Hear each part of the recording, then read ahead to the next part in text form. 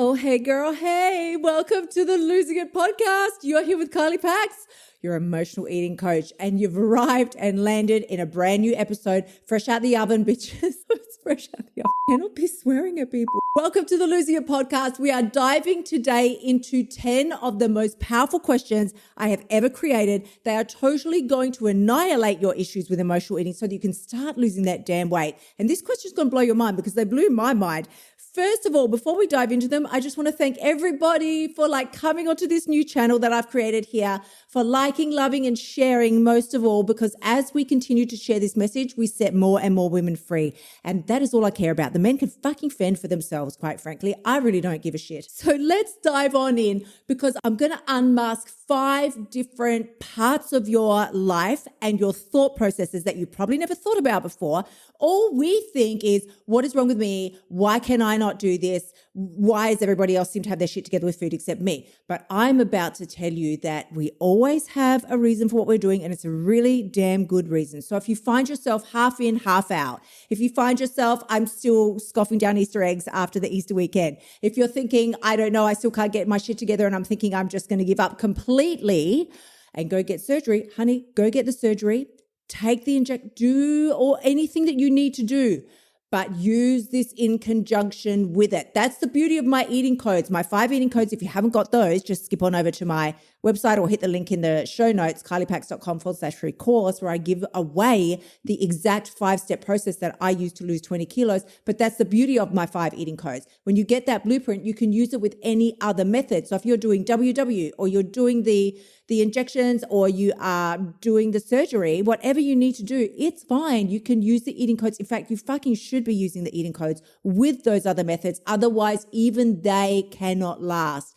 So we're going to dive straight in to this very first section because this one is so mysterious and sexy. We're talking about unmasking your hidden contracts. You're like, girl, I got a hidden contract with someone? Yeah, bitch. Yourself. We have hidden contracts with ourselves. I used to call these hidden agendas, but it's the same damn thing. What are you really agreeing to by keeping yourself stuck in this holding pattern? And listen, I was stuck there for 30 years. So if you think you're talking to somebody who's all high and mighty now, no, sis. I know exactly what it's like. I used to eat food out the bin. I used to hide wrappers and things like in drawers. I did the most abhorrent things to hide my addiction, really, like addiction to sabotaging myself.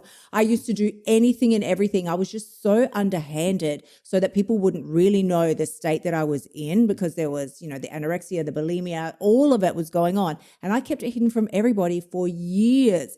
So my question to you is, what hidden contracts have you made with yourself that you don't even know are there? I'm going to give you these first 2 questions today, and they're going to help you unveil any hidden contracts that you might have made with yourself deep down, because you on the surface are all like, Carly, I totally want to lose weight. I really want to stop this emotional eating and I want to lose weight. I've been wanting it my whole entire life. But girl, if you really truly felt safe doing that, you would have fucking done it by now.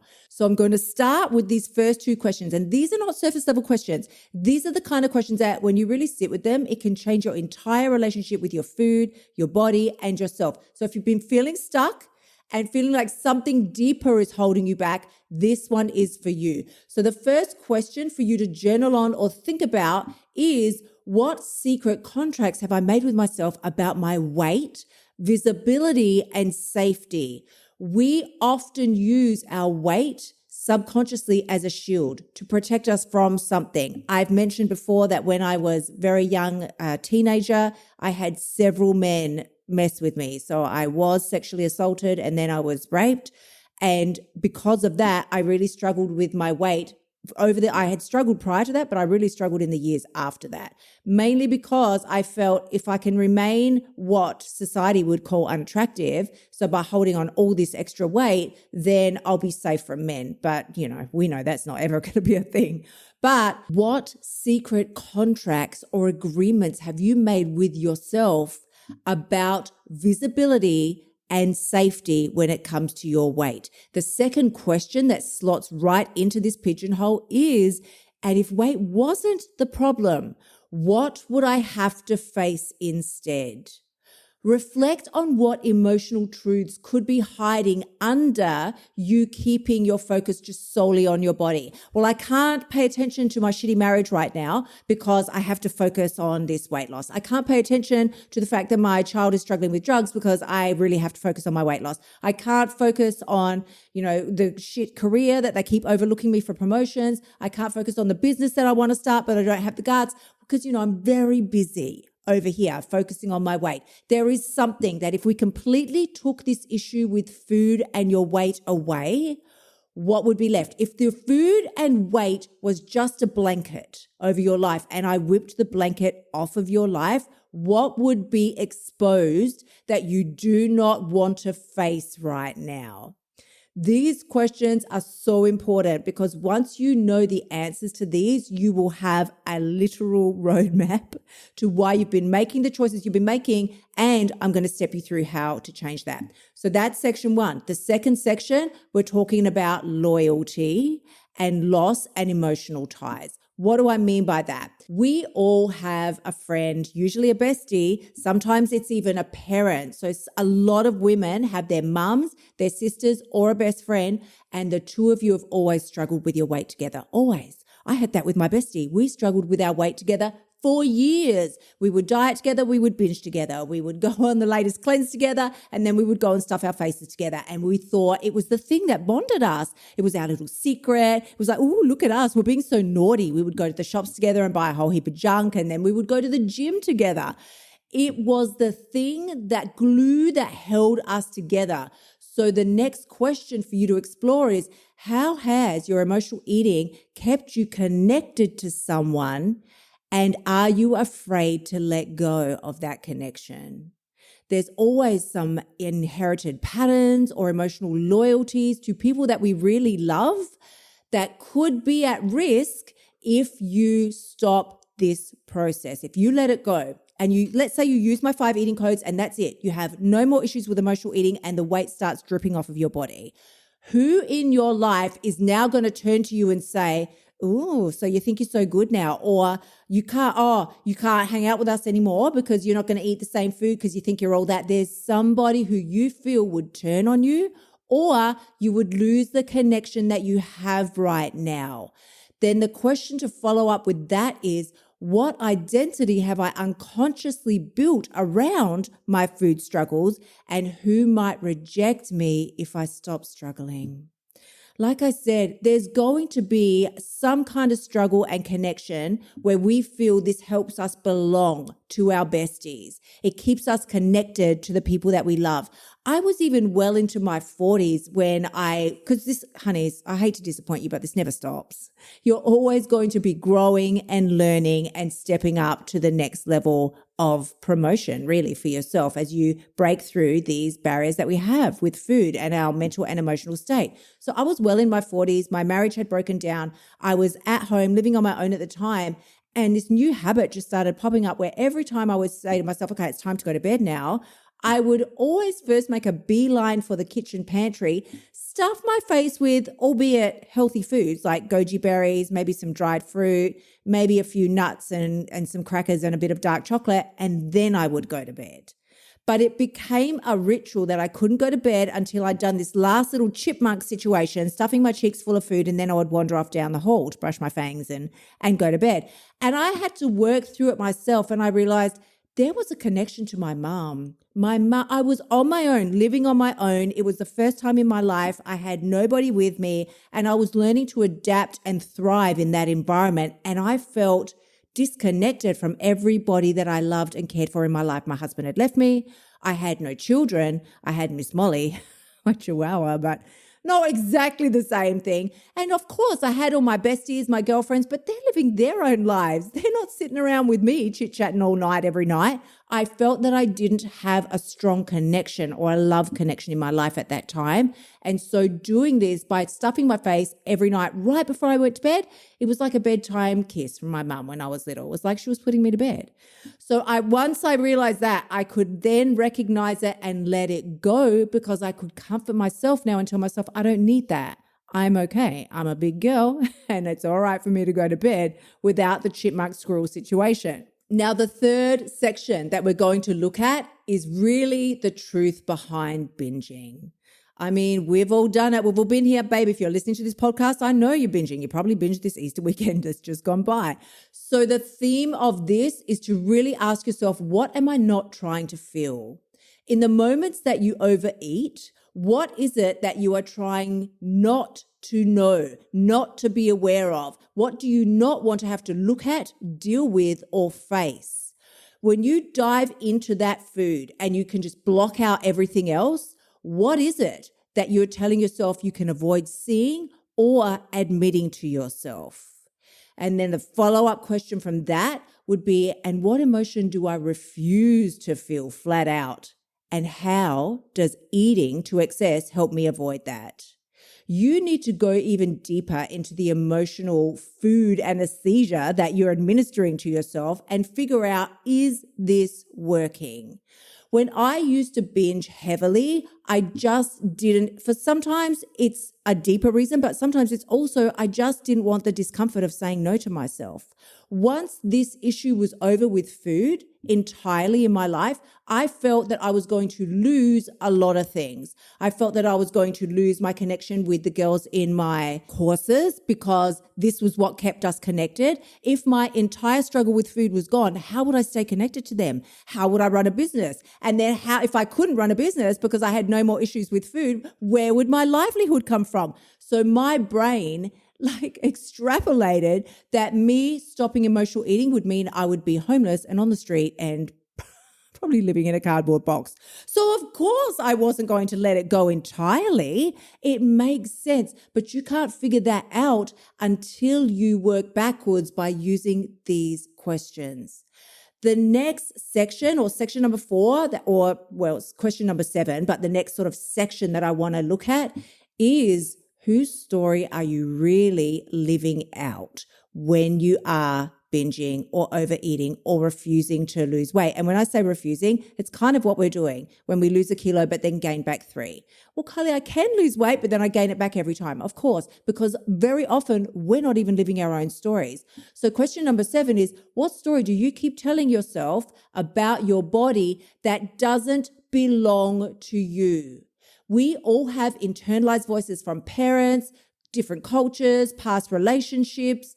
I had stories from when I was a teenager, I ran out to see my beautiful grandfather one time. He'd come over to visit. I loved him with all my heart. And the first thing he said to me was, he didn't hug me. He didn't greet me at all. He just looked me dead in the eyes and said, "You need to visit Jenny." And I thought, okay, and I love you too. And to this day, the poor, beautiful man has been dead for I don't know how many years, but I remember that about him. I had stories that my mum would tell me about, well, you're just bigger boned. Okay, it doesn't matter. That's how the women run in our family. These types of things I internalized and then would tell myself, well, it's just how I am. It's always going to be harder for me to lose weight because I have slow metabolism, or I have hypothyroidism, or I have lupus. I would insert any of the issues that I had, the health and medical issues at the time. I'm like, well, of course, it makes sense then that I totally wouldn't be able to lose weight because of these issues. And whilst medical issues may provide a challenge for you, we can all master what goes in our mouth. Let's not entirely fool ourselves. So the next question following up from that would be, who taught you that food was the solution and that this was an okay way for you to cope with life? I know that came from my beautiful mum as well. She wasn't a binger like myself or my brother. Because my brother as well has lost 20 to 25 and 30 kilos multiple times in his life. Right now, he's at the stage of extreme weight loss. So he thinks this is fabulous, but I've watched him yo-yo throughout our lives. It's happened together. So what emotional eating have you been following just because it's been modeled or passed down to you? My mum raised us with Friday night was lolly night. If we were very good, we got treats. Sometimes it can be just as simple as that. So then when certain events come around, like a birthday or particular times of year, you now are no longer eating because you even want or care about the food. You're eating from a memory. With this Easter that just passed, I was just smelling the Easter eggs, and just the smell of that chocolate, it made me feel like I was 5 years old again. And I was little and my mum was there to take care of me because she's not here anymore. And my heart just breaks every single day because I miss her so, so much. And for those of you that have lost a loved one, you will know it's something you never, ever get over. And very often we can then turn to food as a connection or way to stay connected to them.